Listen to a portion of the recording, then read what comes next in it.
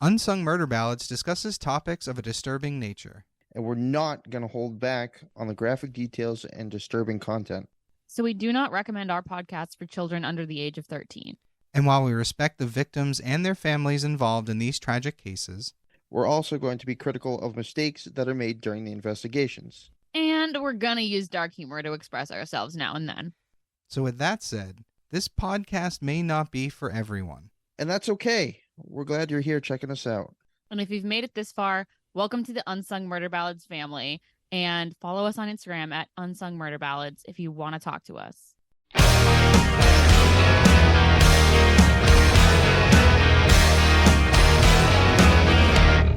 Hey everybody, welcome back to Unsung Murder Ballads. This is episode 145. I am Janus Dead.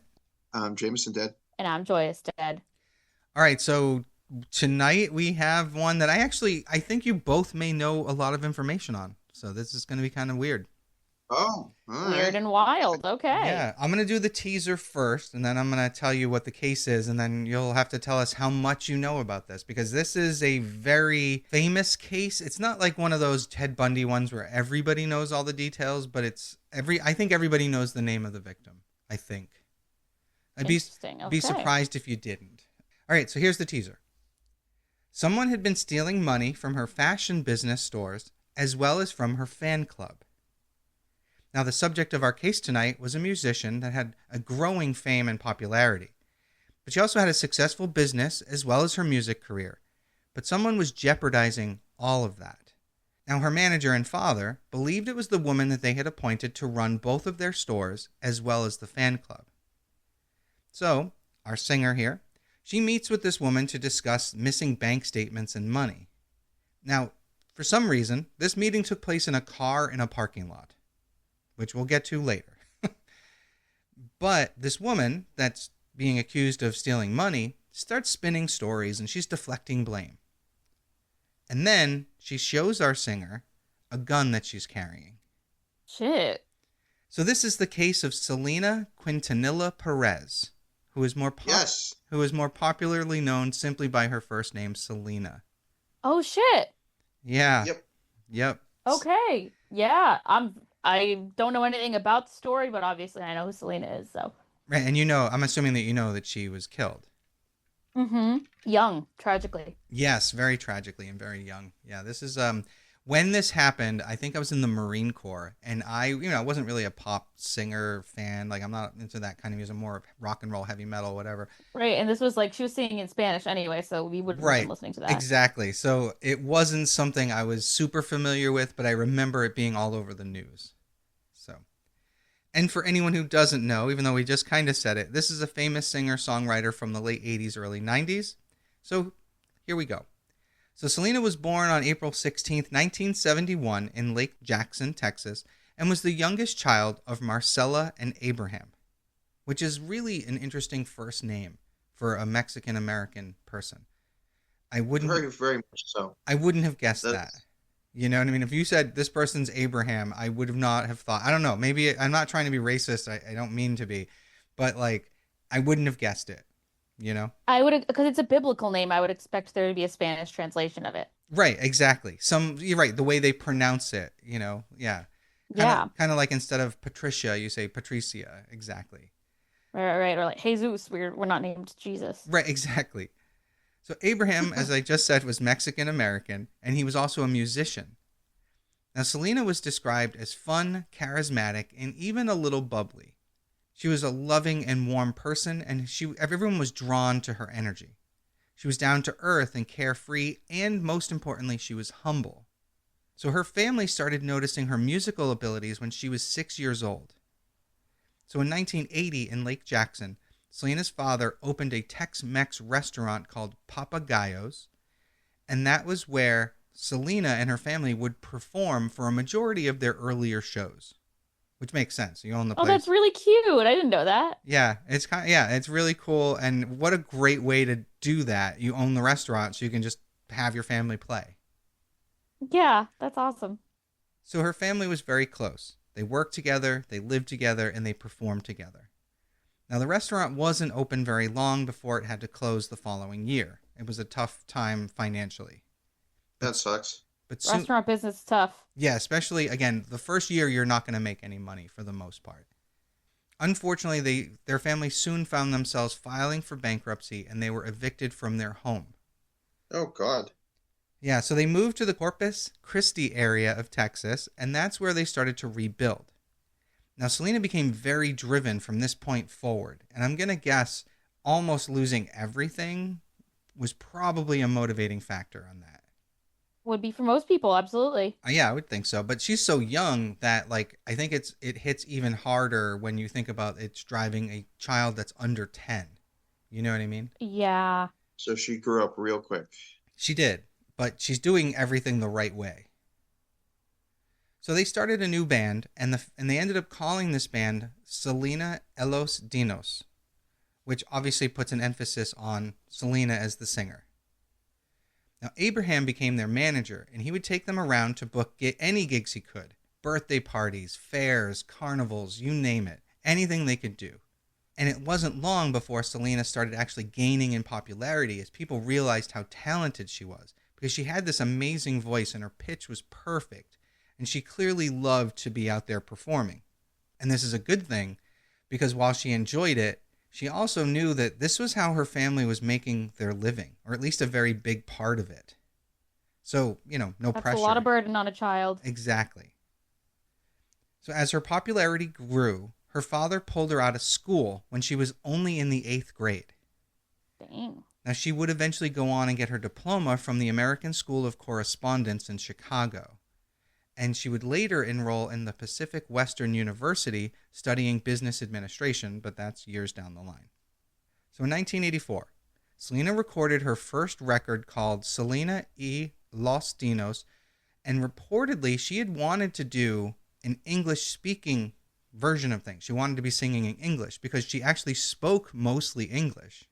But Interesting. I didn't know that. Yeah, I mean, she grew up in Texas, so even though her That's family's true. speaking it, she's speaking what everyone around her is speaking. But her father and those advising her thought she was better suited for what's called Tejano music. Now, first, Tejano refers to someone of Mexican-American heritage living in Texas, specifically. And second, Gotcha. Tejano music is a genre that blends different styles of music from Mexican to even European styles, including polka, of all things. Hell yeah. So it's an interesting blend of music. So while she was recording this album, Selena actually had to learn more Spanish because she didn't speak it fluent enough to be able to sing it perfectly. Oh, wow. Really weird, right? You'd think they would just do it the other way because it would be easier, but they know their market, apparently. That's true. If they know their market. Which is so awesome. I love it. I remember having to sing in other languages, doing like chorus and choir and stuff like that. And then I remember there was a group that had come over from, I don't know if it was Czechoslovakia or Poland, but there was a group of kids that had come to my high school, and they were performing music for like everybody at the school. And they tried to do a song in English, which to their credit, they did very well. But that's when you could hear that they didn't really understand the words, like the inflections and the syllables. So it was really interesting to see. Yeah. So I'm sure this is what was happening with her. That makes total. It's like me when I try to. I like listen to a lot of music that's in Spanish, but do I speak Spanish? No. It sounds terrible. Okay, so now we enter the music producer. His name was Jose Behar, and he worked for EMI Latin Records. He had seen Selena perform at the 1989 Tejano Music Awards, and he immediately wanted to sign her. Now, after signing with EMI, Selena took a conservative, traditional, regional sound, and she kind of spiced it up with her own flair. So Selena released her first album, called Selena, on October 17th, 1989, which was followed up by her second album, which I know I'm going to say this wrong, so I apologize, Ven Conmigo, in September of 1990. By the early 90s, her career was flourishing. She was doing well and garnering a lot of fans. One of these fans was a woman by the name of Yolanda Saldivar. Now, this woman is a super fan of Selena's. Saldivar was a nurse, and she was living in San Antonio, Texas, and she had gone to one of Selena's concerts and loved it so much that she really wanted to be involved in some way. She wanted to start an official fan club, and she contacted Selena's father, Abraham. Selena wanted to be accessible to her fans. Now remember, this is the early 90s. This is long before social media was a thing. She wanted fans who asked for autographs to feel that they could just come up to her and get an autograph. And if she was doing like a meet and greet, she wanted it to feel like they were just hanging out with someone they knew. And she was... That's really As sweet. Yeah, it's as awesome. awesome as that is, there's mistake number one. Yeah, it's dangerous. And with that said, a lot of newer rock bands today do it, like the Deads that I'm a big fan of and friends with the band members. You know, I became friends with them doing this exact thing. I post on their social media pages for them, like for the fan clubs, I should say. So like I'm almost in the role that this person that we're talking about right now is going to be in. And it wasn't until I was researching this that I realized there was a fine line. There's not much of a line, I should say, between me and what this woman does. Like I have access in that same way to a degree. Right. And I'm thinking about the Christina Grimmie case that we talked exactly. And how dangerous that was. So it's a dangerous thing to play, but in some cases, to make yourself really famous and accessible to your fans, you have to take that risk, or you're so separate that you kind of forget who the fans really are. So yeah. It's a give or take. Fame is tough. Exactly. So Selena was really serious about being able to be like close with her fans like that. And she made the decision to hire her fans to do various things for her. In particular, she hired Yolanda to be the fan club manager because she met her and she really liked her. Now, Saldivar had been already running an unofficial fan club for Selena when the two met, and it had been going well. It had already garnered over 1,000 members, which again, pre-internet and social media, is pretty impressive at that point.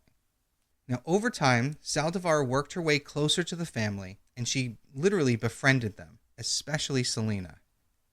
And she eventually ended up doing other jobs for Selena, and she essentially became kind of like an assistant.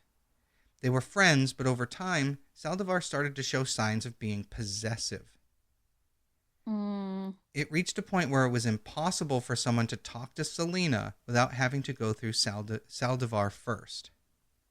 That seems quite opposite of the point of her wanting to be accessible to her fans. Exactly. Because at that point, why not just have bodyguards around you and keep your distance? Yeah. And so she was controlling of her and the people around her. And she said that she was just acting, to protect her, that kind of thing. Yeah, of course. So we go back in time a little bit here. In 1989, Selena first met a man named Chris Perez, who became the guitarist for the family band. He and Selena had hit it off, and they started having a relationship which they initially tried to hide from everybody because, her dad's the manager, and he didn't really approve. He wouldn't have approved, Naturally. As fathers do, right? Or don't do, I guess. So by 1992, her father had fired Chris from the band. But on April 2nd of that year, Selena and Chris Perez ran off and eloped. Oh, shit. Selena's thought process was that if she just did it, her father would have no choice but to support them. Well, yeah. That sounds like a brand of logic. Yeah, it's risky. I'll give him that. Not the first time I've heard that logic. So, can't say That's it's crazy. true. That's true. If I just have the baby, he'll love me or something stupid. Yeah. I can fix him. Yeah, or her. Don't Or her. Exactly. I have that brain disease too. It's understandable. I don't. I tend to move on pretty quickly, which is maybe to my detriment. No, I think it's to your benefit. We'll see. I can fix them disease is a terrible disease to have. Fair. I've never once thought I could fix somebody. I was more of like, this just isn't going to work. God, that's a good thing. I promise. So it wasn't long before the media picked up and started reporting that the two of them had married. And of course, her father found out and was not happy. Shock. Yeah, there was a period of time that caused some problems between everybody, but overall, and eventually her father got over it, and they continued forward as families do. I could have spent a little bit of time going into the stupid minutia of that, but it's not worth it.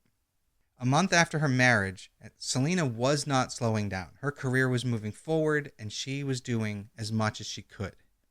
She released her third studio album, which is called Entre de Mi Mundo, in May of 1992.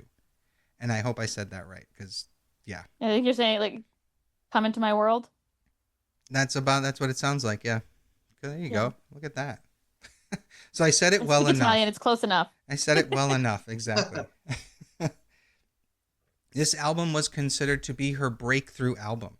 She was number 1 on the U.S. Billboard Regional Mexican Album chart for 8 consecutive months, and it was actually certified platinum 10 times. Wow. For the record, and I always tie everything back to certain topics, Kiss Alive 4, which was their highest selling album ever, at the point when it first came out, only hit quadruple platinum.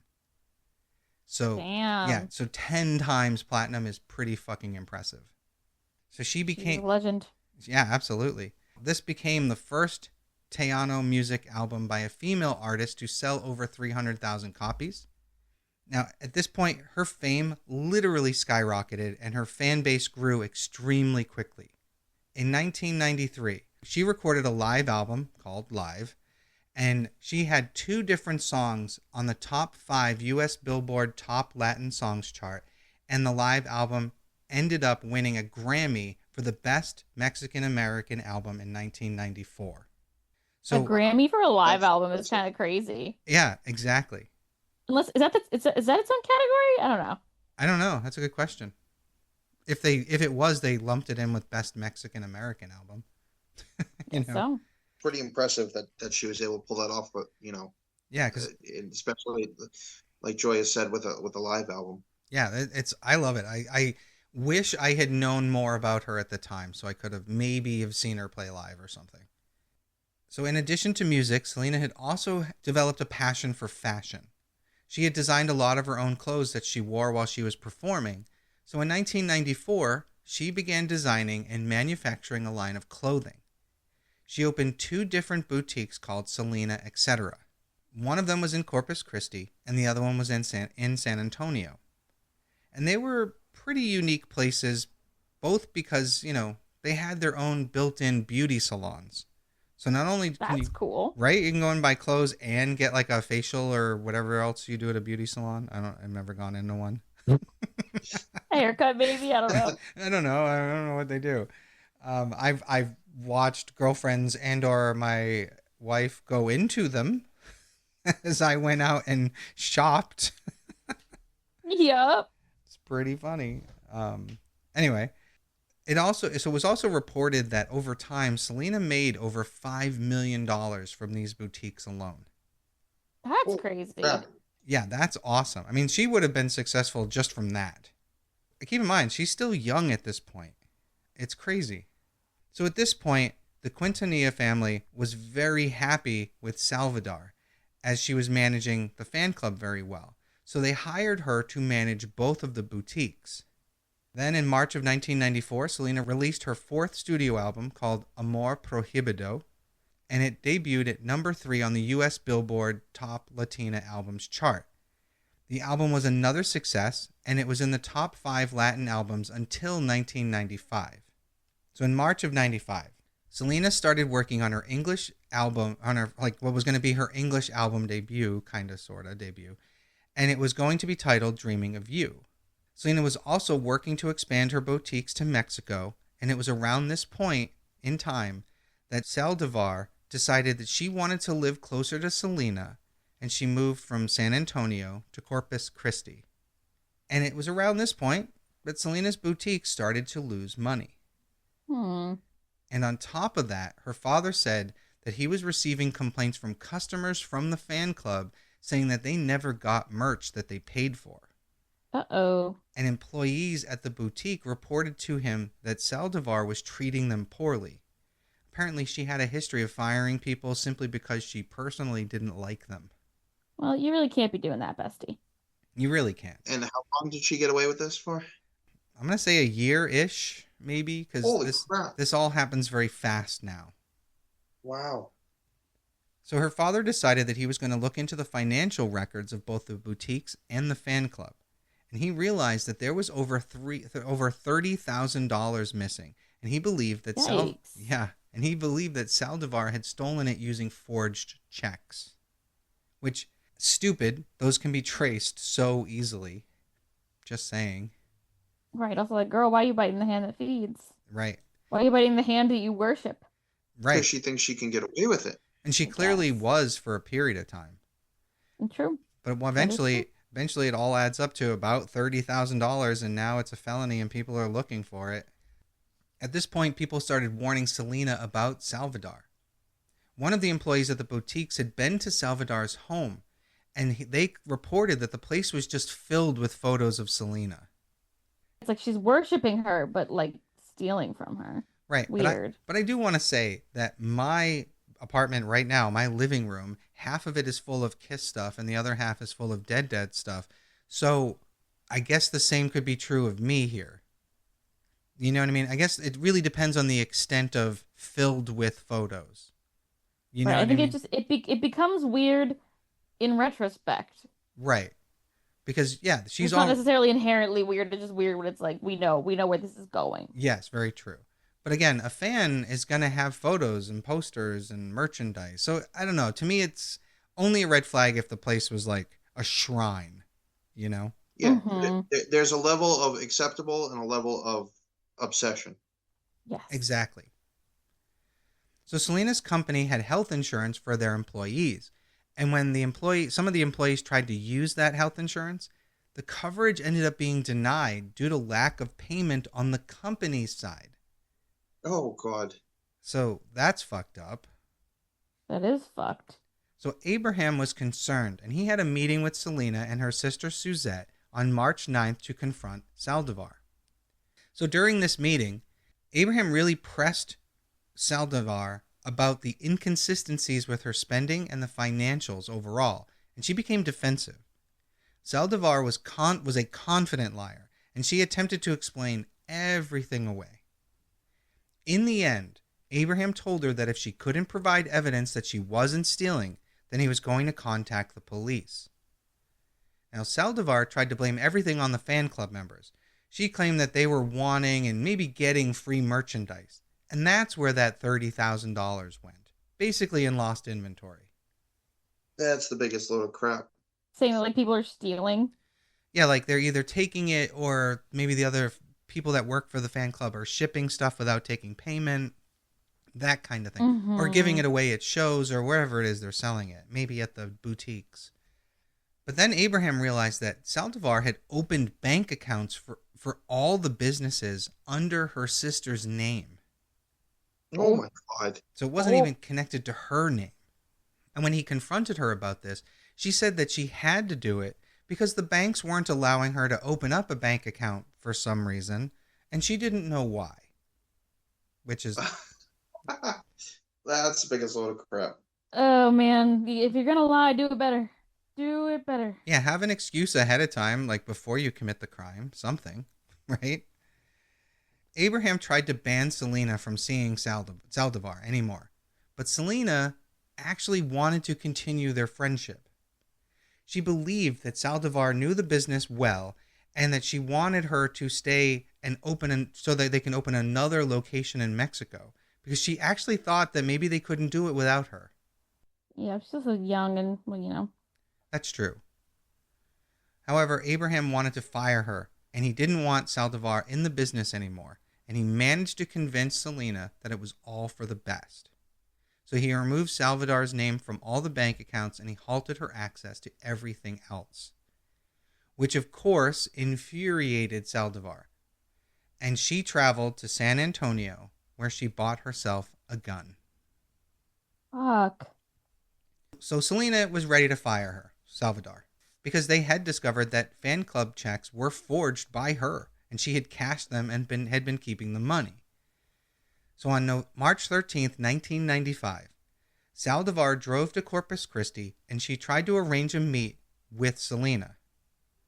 She claimed that there was too much traffic on the way there, to wherever they were going to meet, and she suggested that the two meet 25 miles outside Corpus Christi in a random parking lot.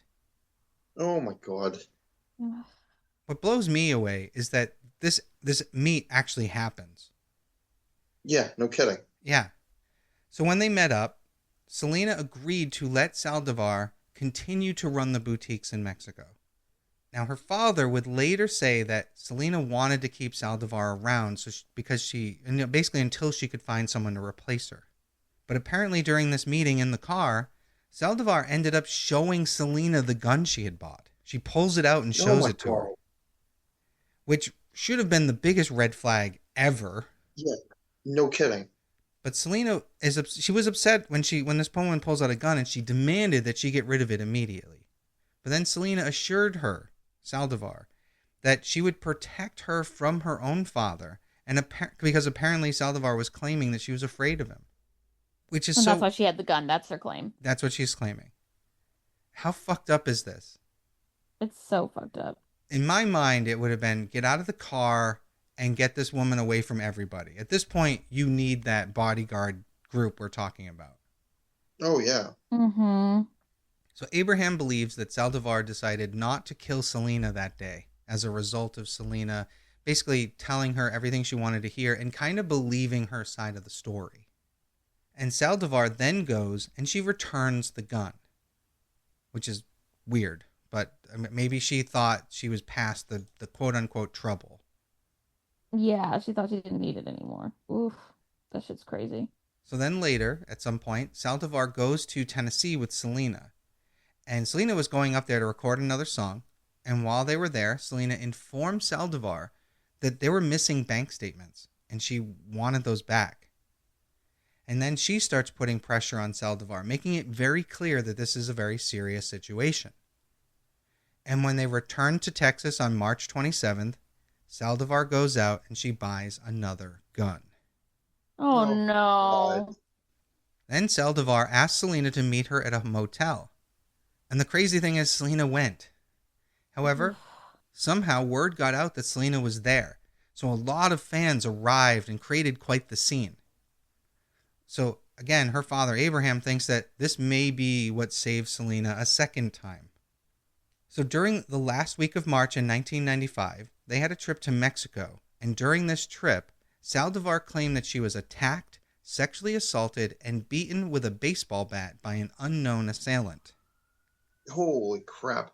Right? Awful if true. During this trip, however, she also managed to steal some of Selena's perfume and more of her bank statements. Which I don't know what you really need the statements for, but okay. Right. So on March 30, although in this instance, I know what she needs these bank statements for, but I don't know. I guess I can't quite figure out the financials of it. Maybe they're looking for proof of her not stealing. Maybe that's it. But on March 30th, Trying to like erase stuff. I don't know. yeah, it's weird, and maybe I should have dug deeper into that, but I didn't think it was that important to it overall. You get the point of her motive here. So on March 30th, Saldivar arrived back in Corpus Christi and checked into the Days Inn Hotel. Again, Saldivar asked Selena to meet her, saying that she would give her the missing bank statements. So Selena arrived with her husband to retrieve these statements, but as they were driving away, they realized that she had given them the wrong statements. So, on another occasion, Saldivar asked her to come back to that same hotel room because she was claiming that she was bleeding from that alleged assault in Mexico. And she wanted Selena to take her to the hospital. Now, for me, this is like, why can't anyone take you to the hospital? Why does it have to be this famous person? A little Right. weird. Exactly. Her friend. However, Selena's husband said that it was too late that night and that they would meet up the very next day. From what I can tell, Selena didn't really believe her story about being assaulted in Mexico. It's kind of an important thing, I think. Yep. So at this point, Selena decided it was time to cut ties with Saldivar for good. And unfortunately, she decided that she needed to do this in person, as in face-to-face. Uh-oh. That's not gonna end well. So on Especially the when someone who's showed you their gun multiple times. Exactly. So on the morning of March 31st, 1995, Selena went back to Saldivar's hotel.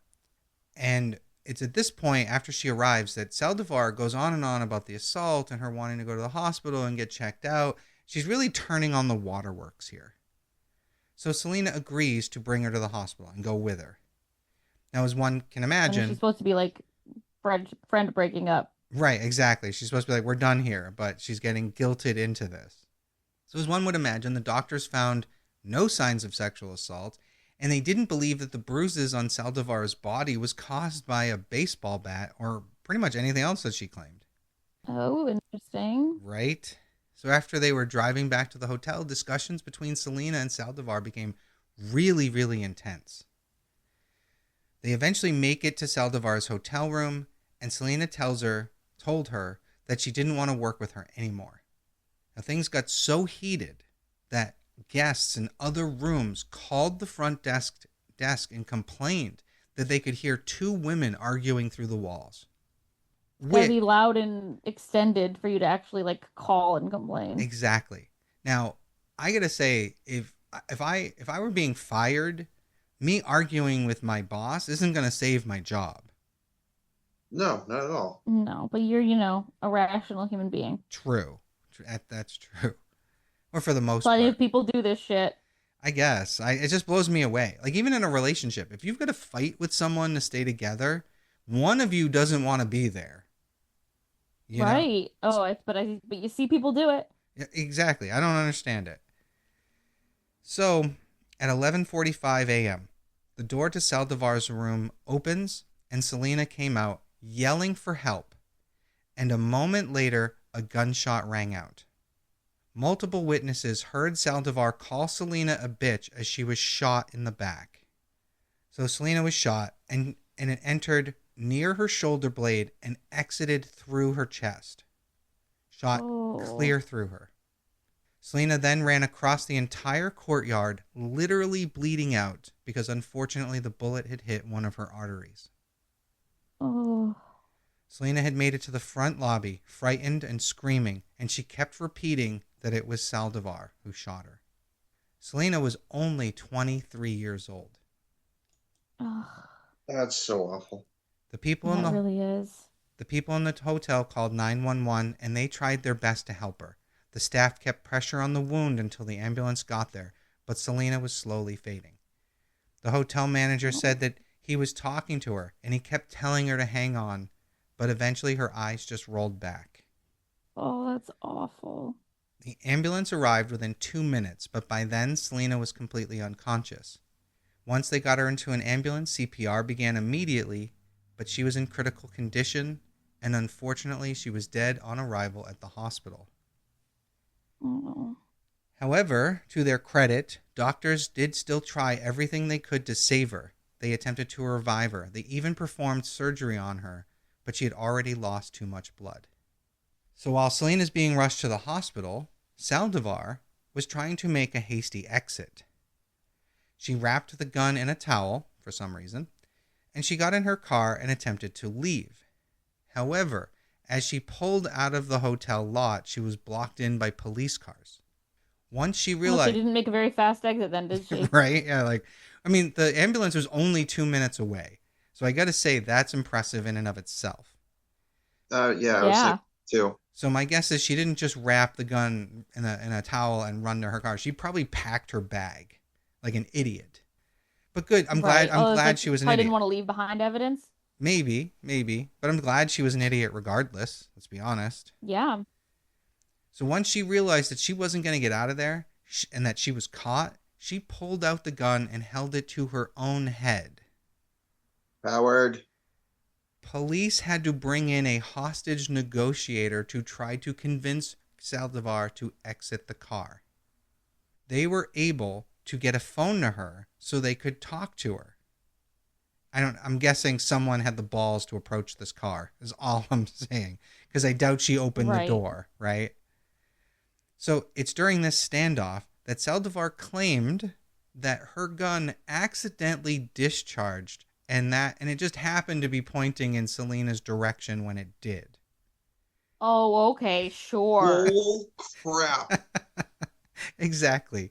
And see, there's more to it, but I'm not going to give this piece of shit the dignity of even remotely supporting her claims. Fuck her. Yeah, whatever bullshit she's spewing, we don't care That's not for even it. a claim. That's like a fifth grade lie. It's so stupid, especially when there were witnesses, you know? However, word got out that Selena had been shot, and hundreds of fans started to gather at the motel parking lot, witnessing this bizarre standoff between police and Saldivar as she sat in the vehicle with a gun to her head. What the fuck do they think they're doing there? I don't know. No, they're like not going to help the investigation. I really don't like when people do shit like this. Well, not only that, but I want to know why the police. Wait to hear how long this goes on for. Oh my God. They sat there for almost 10 hours. What? 10 hours with her sitting in a car Hell. on a phone with a gun to her head. That's ridiculous. That's absurd. I'm sorry. I'd have been that cop that like my gun would have accidentally gone off while I was pointing in her direction. Yes. Right. I was shocked that didn't God. already happen. I mean, it's Texas. What the fuck? Yeah. Right. Those guns go off accidentally all the time. Exactly. Make some kind of claim that she tried to take a shot at you and it was self-defense, you know. So, yeah. This kind of reminds me of the Greyhound bus episode where the Canadian police, but like at least here it's just her in the car. There's not someone that she's fucking butchering, you know, but legit. Yeah. However, I'm surprised they didn't just kill her. I really am. Finally, after almost 10 hours, they convinced Saldivar to get out of the car. They quickly pushed her to the ground, jumped on top of her, restrained her, and placed her under arrest. After she was in cuffs, she was notified that Selena had passed away. And of course, as they do, the media jumped all over this. It was everywhere. So much so that even I, who didn't know who Selena was prior to this, knew this story very well. Wow. Yeah.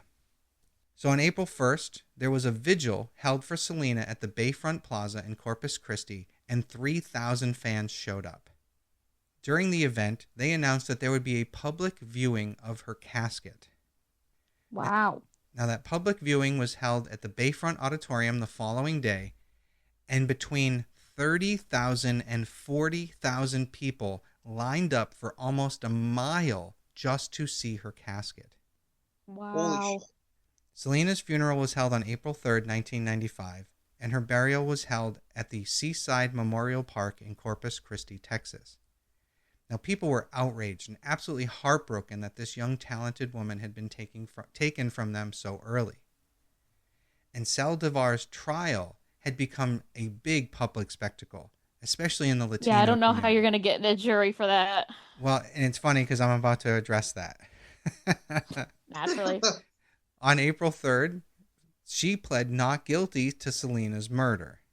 Now, her bail was initially set at $100,000, but was eventually raised to $500,000, which is good. Fuck her. Mm-hmm. During the pre-trial, her lawyers argued that Saldivar wouldn't be able to get a fair trial in Selena's hometown, and after several months of deliberating, they ended up agreeing to move the trial to Houston. She doesn't deserve a fair trial. I agree, but, you know, what are you going to do? We have a right to it. I was going to say, no matter what. There are reasons why these things are in place the way they are. You know, just because we know this one did it doesn't mean other people that were accused of the same thing, you know, were equally guilty. So the trial began on October 11th, and of course the defense went with that bullshit story that it was all just an accident. Now, one big thing the prosecution pointed out was that if someone accidentally shot someone else, they wouldn't be chasing after them. They would have called 911. They also wouldn't have gotten in their car and tried to leave with the weapon. Run away. Exactly. So on October 23rd, 1995, the jury only needed to deliberate for 2 hours before they came back with their verdict. Pretty open and shut, huh? Pretty much. Guilty of first-degree murder, and Saldivar was sentenced to life in prison with the possibility of parole after 30 years. That's crazy. Which is a long time, really, but we're past the 30-year mark, but we'll get into that in a moment. So, Saldivar is currently serving her life sentence at the Mountain View unit in Gatesville, and she became eligible for parole on March 30th, 2025. Wow. Holy hell. Yep. Now, back in the 90s, people that were there at the time, they had celebrations and festivals in Texas, California, and Mexico when Saldivar was found guilty. Fans were Yeah, I bet. they were literally cheering outside the courthouse. They were playing loud music and blasting Selena's music in particular. They even cheered in Saldivar's face as she was driven off to prison. That's Yep, I'm incredible. sure they did. That's incredible. In the months following Selena's death, an average of 12,000 people visited her grave and the Days Inn motel where the shooting had occurred. The motel manager ended up having to rearrange the room numbers so that guests would not know which room she had been shot in specifically. Because, Wow. crazy, right? Like, I mean, I get it, but it's still crazy. Yeah, people are so fucking crazy. Fan culture makes people crazy. Yeah. In 1997, Selena was commemorated with a museum and a life-size bronze statue in Corpus Christi. And after she passed away, her record label released the 4 songs that she had recorded on an album called Dreaming of You. And this record was an immediate success. 2 years after her death, there was a movie released called Selena, and it is the true story of her life and legacy, starring Jennifer Lopez, and it was produced by Selena's family and Warner Brothers. Now, I don't think I ever watched this movie, to be honest, but I do remember. I haven't, but now I'm very interested in watching it. I do remember there was some controversy because I believe, and I could be wrong, but this is a long time ago, but I do believe, I think Jennifer Lopez is Puerto Rican, and they were upset that she was playing a Mexican. I think, you know what I mean? Like that the studio didn't find a Mexican actress to play Selena. I think that was the problem. Interesting. But either way, I mean, the movie's out there. And in 2017, Selena received a star on the Hollywood Walk of Fame. Now, Yolanda Nice. Saldivar was denied parole in March of 2025. Good. Her next parole hearing will be in March of 2030, so 5 years from now. And when that happens, she will be 70 years old. So there is, I guess, that chance of, what did they call it when we were talking about a couple episodes ago? Where you're so old they'll let you out. I can't remember the word. Oh, It's like another word for when you get so old. It's like a word for being really, really old, and I can't remember what it is. geriatric leave or Yes, something? I don't know. geriatric release. That's what it was. Yeah. Mm. So who knows? But hopefully she spends the rest of her life in prison. I mean, she's already quite old, so she can't have that If much she ever time gets left. out, she's going to be murdered by a fan immediately. Probably, but it's been a long time.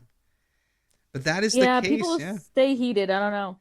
No, you're right. And honestly, this woman deserves. I hope she had a rough time in prison. I really do. Yeah, I hope so too. Yeah, I mean, no one's having a good time there, so You say that, but don't you remember Richard Speck and him getting breast implants and not and the hormones to, yeah, that was a rough one where he's doing all the drugs and they caught him on video. Do you not remember this? I do. That was I rough. don't- You know, Yeah. maybe you weren't at that episode. Now I don't remember, but he was the guy who killed all those nursing students in their room. We covered it, Right, I remember. and Yeah. and there was a video released of him in prison, like he had breast implants, and it was brutal, and he was like partying. He even said to the camera, if they knew how much I was enjoying this, they would let me out. Right. Oh, I remember that now. Oh, I Yeah. fucking hated that. So not everyone has a bad time in prison, I guess. Damn. Fucking crazy. So yeah, that was the case of Selena, and thank you everybody for joining us again. That one was interesting. I want to do something a little different than the normal, number of killings and sexual assaults and blah. Like, I wanted to take a little break from that, so I decided to do Selena this week. Yeah, definitely a good idea. Yeah. It's a very interesting story, and I know she's an incredible musician, and it's cool to know her story now. Yeah. And when I was researching this, I was listening to her music as I was going. You're right. I couldn't understand a word of it, but I was enjoying it. It's a vibe. Right. So, all right, guys. Thanks everyone for joining us once again. I am Janus Dead, I'm Jameson Dead. And I'm Joyous Dead. and we'll see you next week. Bye.